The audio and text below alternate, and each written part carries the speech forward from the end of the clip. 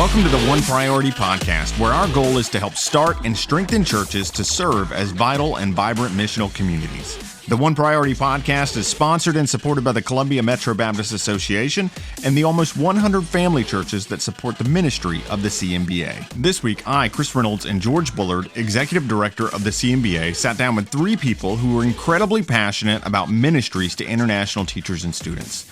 To be clear, these ministries are happening right here in Columbia, South Carolina, but they're having impact across the globe because God is bringing the nations to our city. Take some time and listen in and learn how you or your church can make an international impact for Jesus just a few miles from your own front door. Thank you, Chris. We're pleased to have three guests with us today for our podcast. First, we have Allison Caldwell, who is from Shandon Baptist Church, works in their local missions area as the director.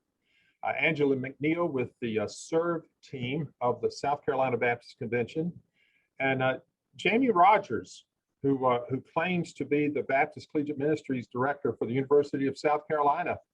You know, I heard somebody say the other day, Jamie said, wear the mask. At least they're not asking you to wear a Clemson jersey. Not a bad comeback to people or something like that. Well, we thank you, the listeners, for joining us today. We're going to be talking with these three people about some of the transitions in ministry to internationals that are happening here in the Columbia area through the churches of the Columbia Metro Baptist Association and many others. And we want to give an opportunity to begin with to ask Angela to talk about how she became aware of the need for ministry to international teachers. So, Angela? Well, thank you. Thank you for this opportunity to share today. Last summer when we were on pandemic, I just began to make phone calls to churches around the state, just asking, who had church partnerships and just having those conversations. And as I did, there were two particular conversations that stood out to me. One right here in Columbia, where someone told me about international teachers and how he was running across teachers who'd been here for 3 years and did not have a bed to sleep in. And then the same type of conversation with another pastor in a town, a rural community, with the same type of story. And his church had come around this international teacher and provided for them. And so I just began to think about ways that we might be able to help, but I really still didn't know the scope of the problem.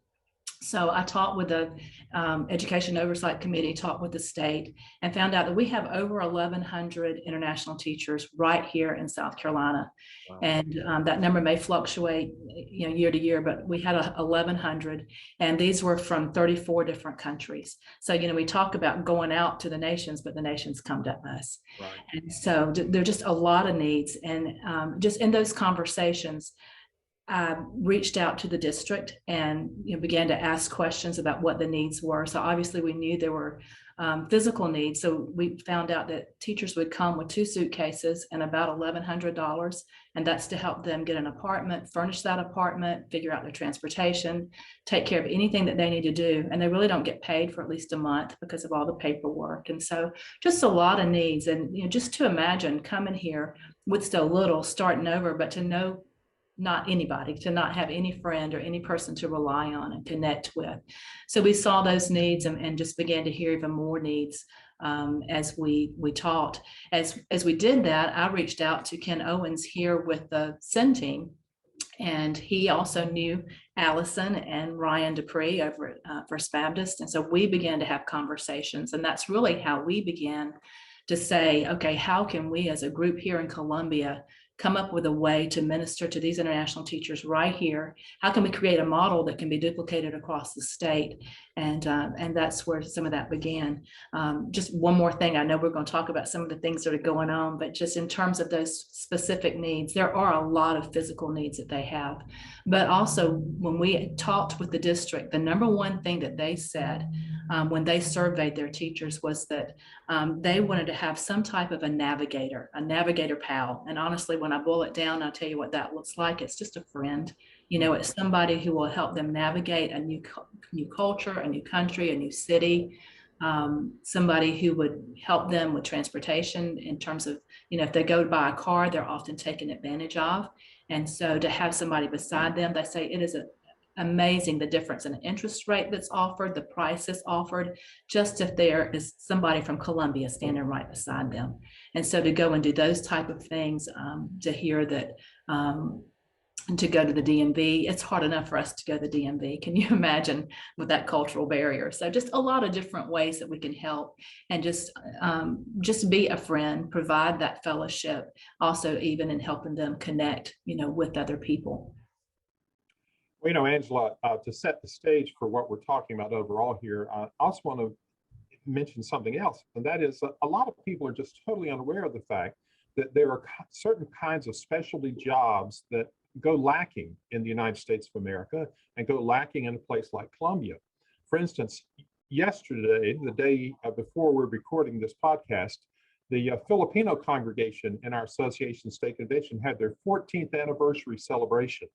And that congregation was partially started out of nurses from the Philippines who were brought here by the Baptist hospital because there were not enough nurses available in South Carolina to work there. And they came with spouses, or they found spouses here, and the church was formed 14 years ago. And it's a wonderful and thriving kind of congregation.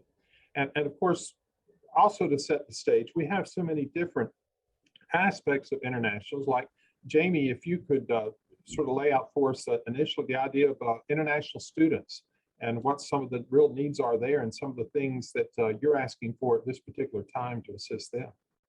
Yeah, George, we approached actually the International Student Services Office here at USC about a month back and asked them what some of the needs were.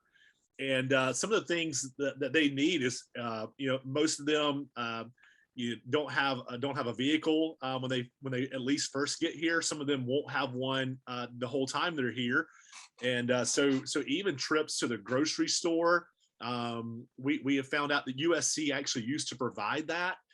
They don't do that anymore just because of budget cuts, because of COVID and finances being, struggling at the school. And so we actually have even begun now trying to put together a team that's willing and able to drive students to the grocery store, to Walmart, once a week.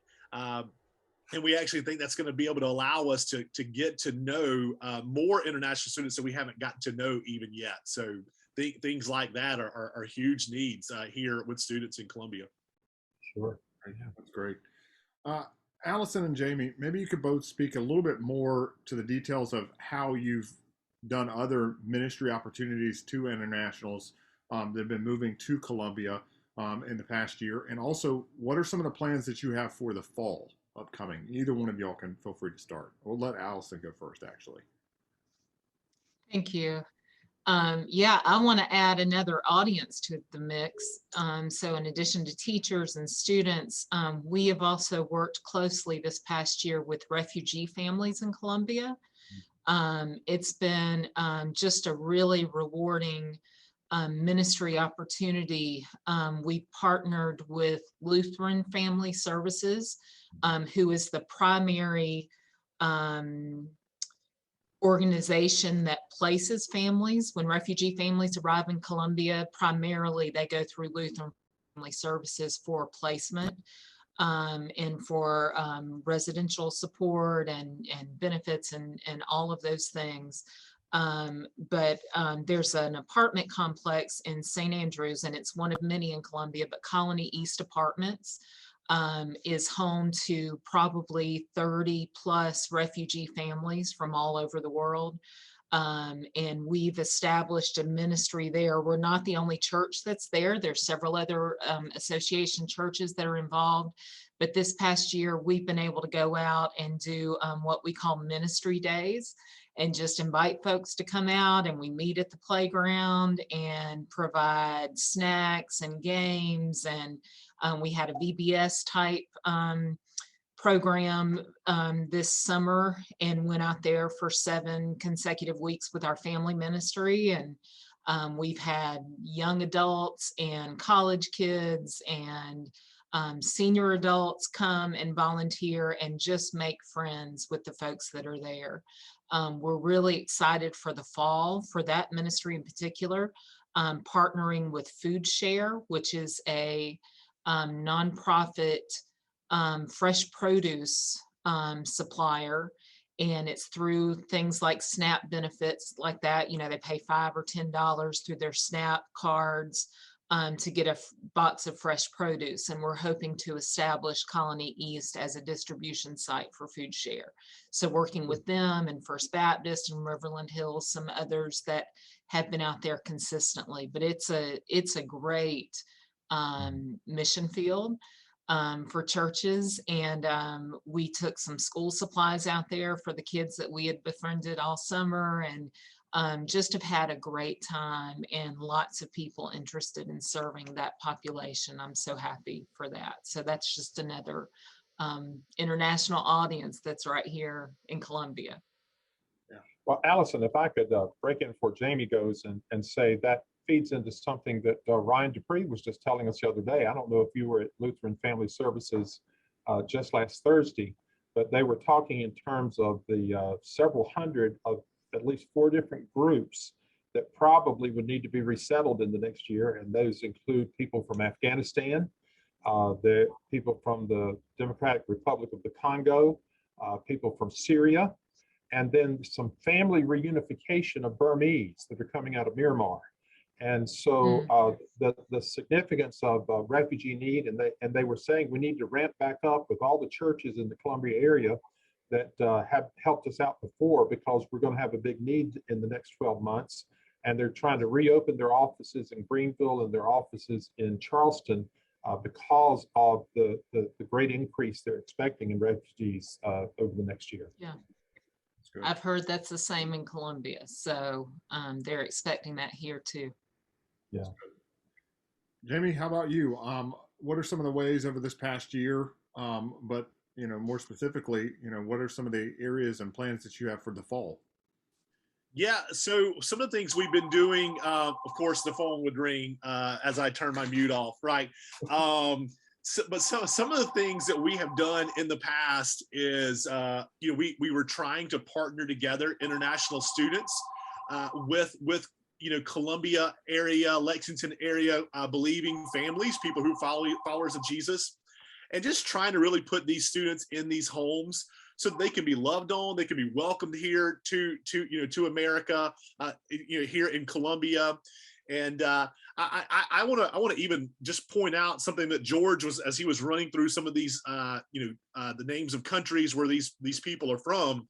The students who are here at USC, for the vast majority of the international students that are here at USC, most of them are from areas of the world that are very difficult for Christian missionaries to get into. And so I'm always trying to reiterate to believers who are here in our area to say, man, listen, God is bringing these people to us. We have to be faithful to do what he's called us to do.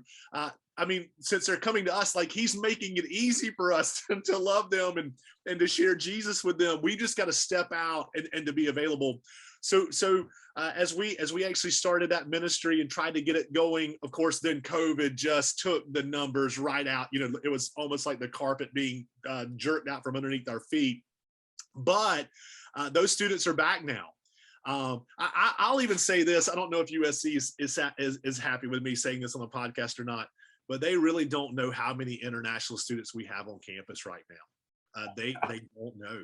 And it's almost kind of scary to even think about that idea. But with COVID and people bouncing back and forth and in between, they really don't have a good grasp on that right now. And so we're even trying to help serve them. So when students are coming to Columbia and arriving in America for the first time, they've reached out to us and allowed us the opportunity and the privilege of being able to provide airport pickups for them when they get here in Columbia. So man, we're the first Americans some of them are meeting and seeing when they get out of the airport. And so, what an opportunity that God's given us for some of these students. And like I said, most of them are coming from places that the name of Jesus is not readily spoken in their country. And we get an opportunity to do this. And So those are a couple of things. I mentioned that, the grocery store runs. We think this is going to be an opportunity to really, grow some trust and build some relationships with some of these students as well. And so those opportunities are there. We're really, George and Chris, man, we're getting ready to ramp up, connecting these students with families again. We're getting ready to bring a person on to our staff who's going to be able to help out with some of this ministry for us and with us. So those are really a couple of ways that we're really trying to see this done. I would ask any of the three of you all, what are some of the stories that that God is writing, shall we say, for us? Have stories of particular people or particular efforts. Like, for instance, I know the whole international teachers baskets that are being provided, Angela, is one of the stories that will be developing. But what are some of the ways that kingdom purposes of God's heavenly kingdom are being advanced by what's happening? Who would go first? Man, I'll go. Like, I'm always pumped about doing this, and actually this encourages me, man, to say God's actually using BCM. And so George, man, I've been discipling a student for 1.5 years on Zoom. They came to our country. We're here about 8 days, walked in our BCM building, and they're from one of these countries, right, where it's just hard for Christian missionaries to get into. And so they came into our building and said, "Can somebody tell me about Jesus?" And I'm like, "Man, sign me up. That's what I'm here for." And that student, about 6 months later, through discipleship, came to know Jesus and put their faith and their trust in Him.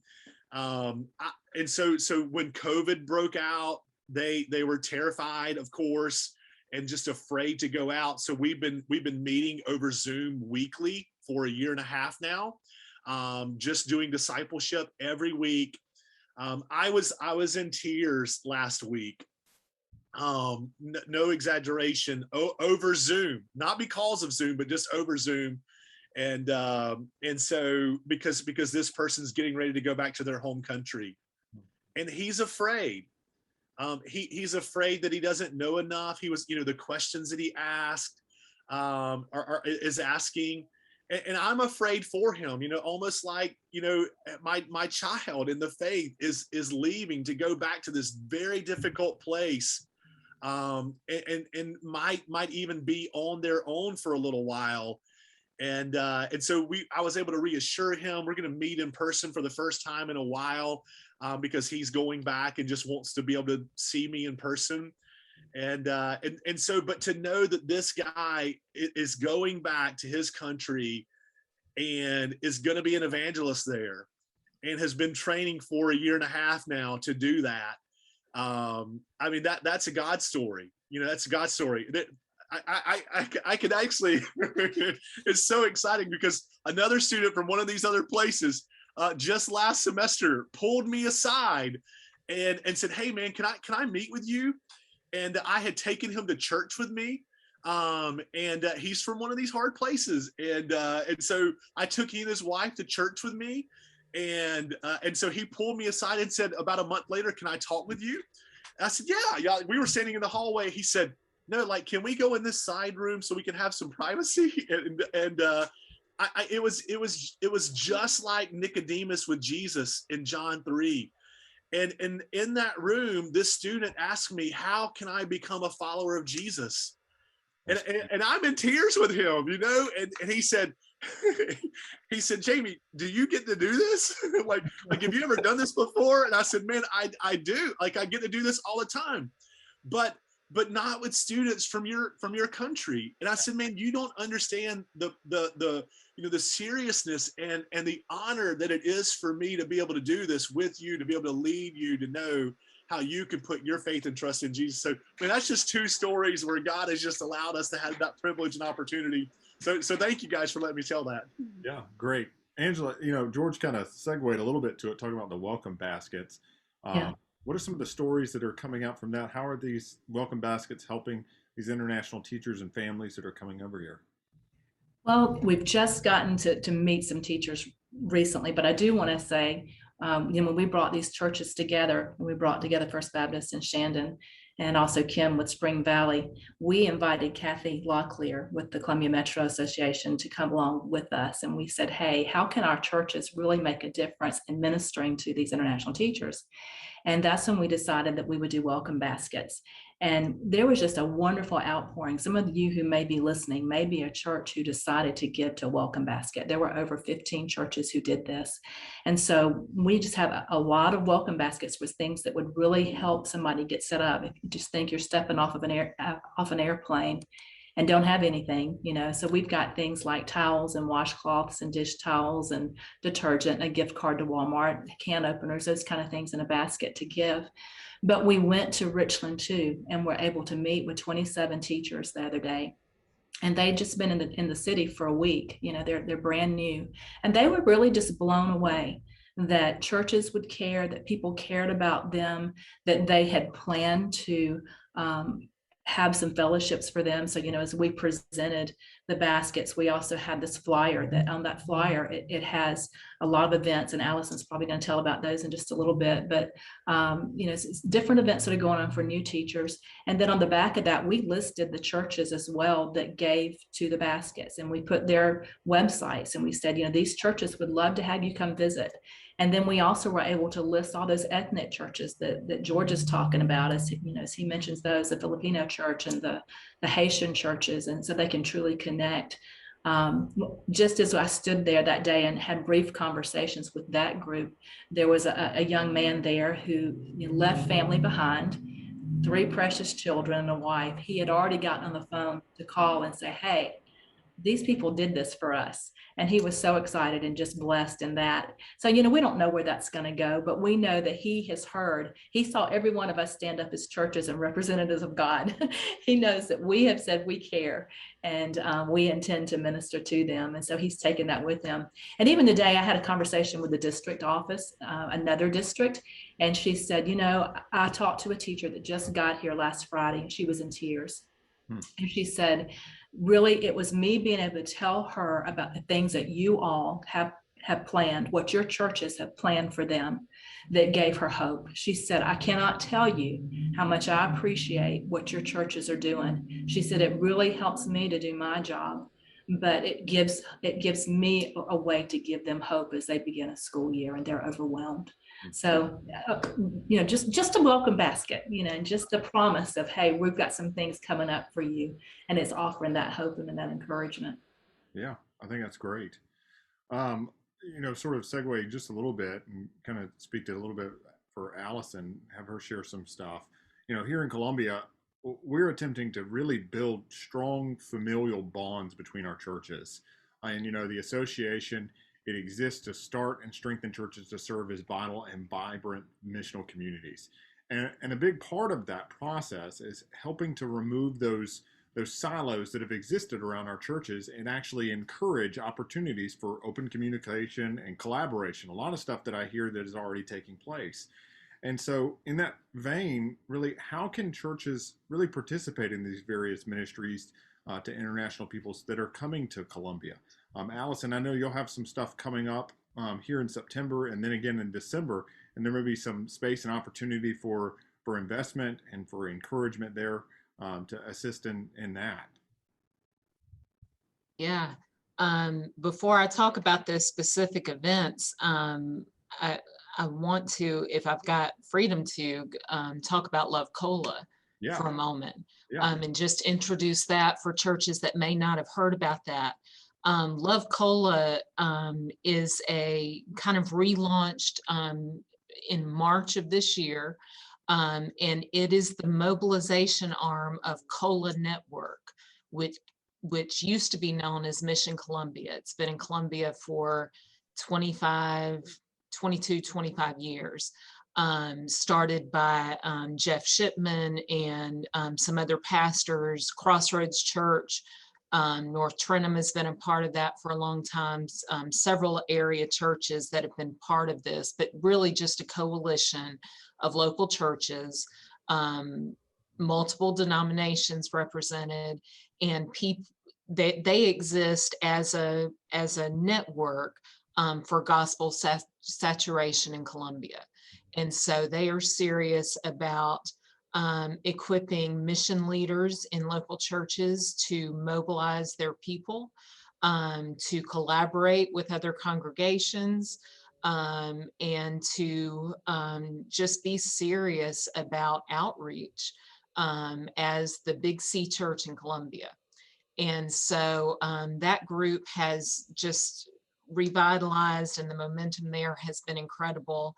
Lovecola.org is the website right now. That is a work in progress, but that'll give you some basic information.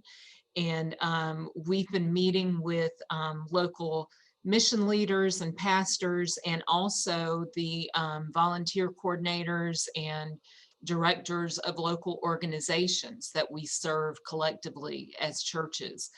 So a lot of local partners that are involved, where we can send our members to serve and build those gospel relationships and have those opportunities to meet people where they are and meet those needs as a church. So I encourage you, if you're not aware of that, to log in and get involved and know about that. We'll be meeting again in October.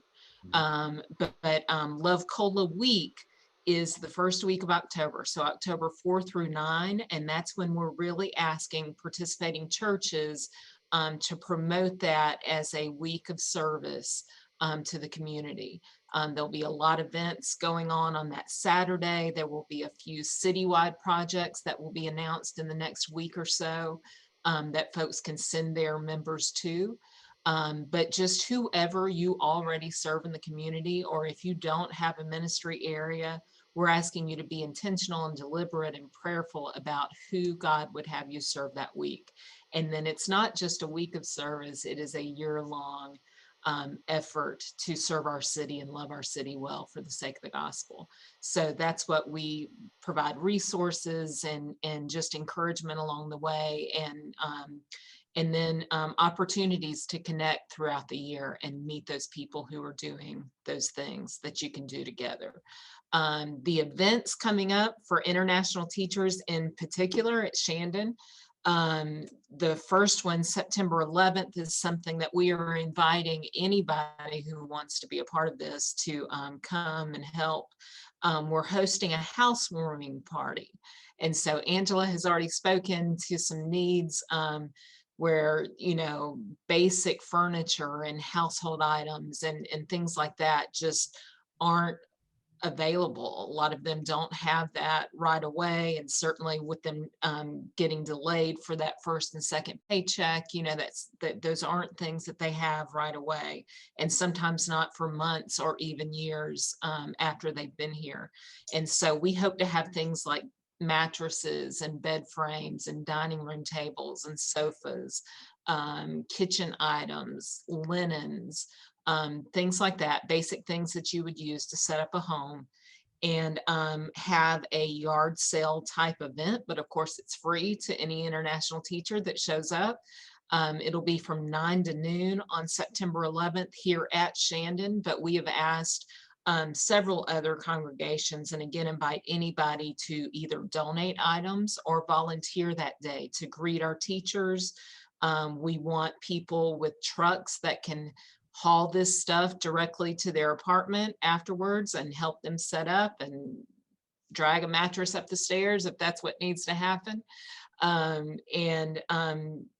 Then also we'll have opportunities just to connect and make friends. We might have a prayer team that just, if you want prayer, or if you've got other needs that we need to know about that we can share, we want to be available and do that. So September 11th, the housewarming party, and then December 14th will be our second annual Christmas dinner for international teachers.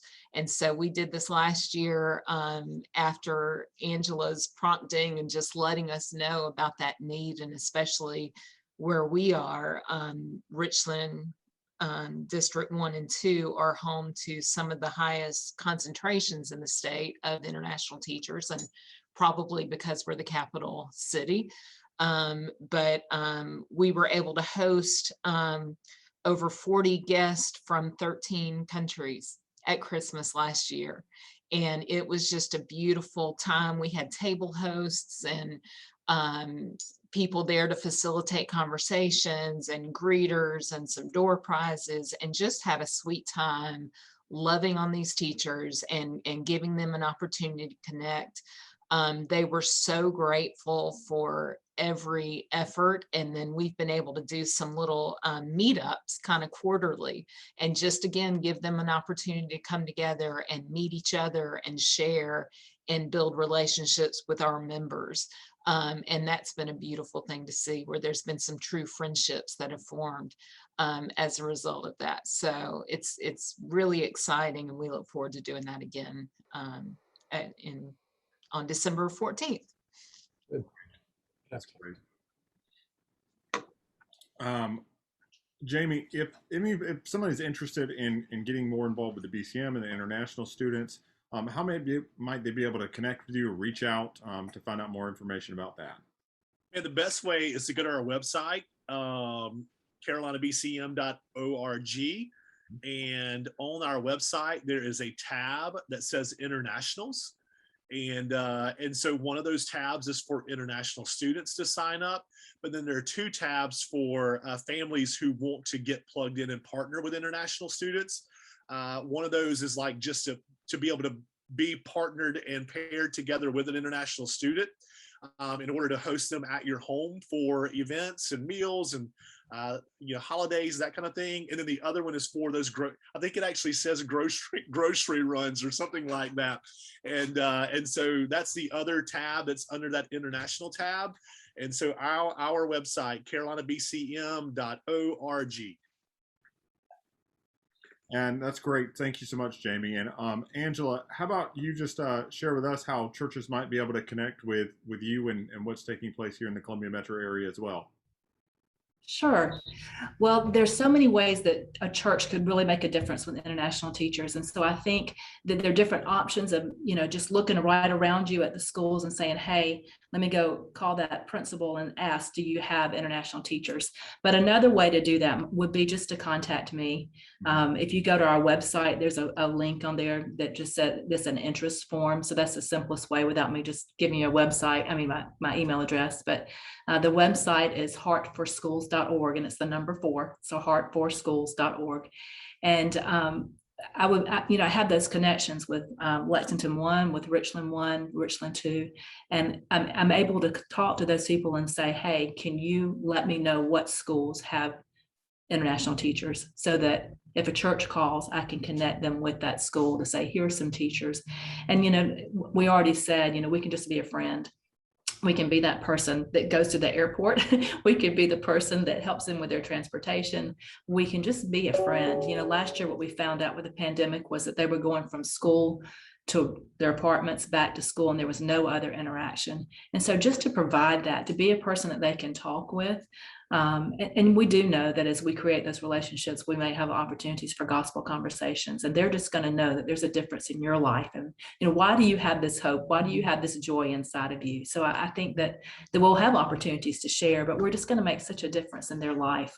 But we do have an opportunity just to connect by going to the local school and saying, hey, how can I help your international teachers? And it's simple too. We can say, oh, it's overwhelming. Think about, these people that don't have beds, they don't have tables to sit at. We just had somebody go to a home the other day, and they had a baby bed. They had a baby, but they were sleeping on mats. There were just 2 like lawn chair kind of chairs that they were using in their kitchen, or in their den, no table.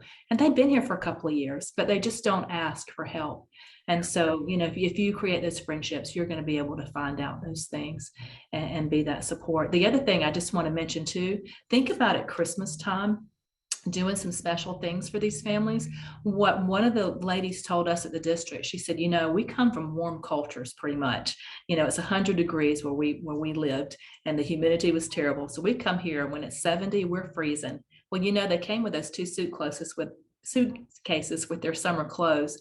And so we do need to think about how we can help them too when it becomes winter. How can we help them with the things they need just to be warm enough when it gets to be cold finally in January.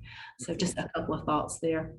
Yeah. And, something as simple, I know that one of the things that they do at Shandon is just simply having a meal with some of these international students and international families, is spending time building relationships, having a meal with them, showing you care about them, and just breaking bread together. That can make all the difference in the world.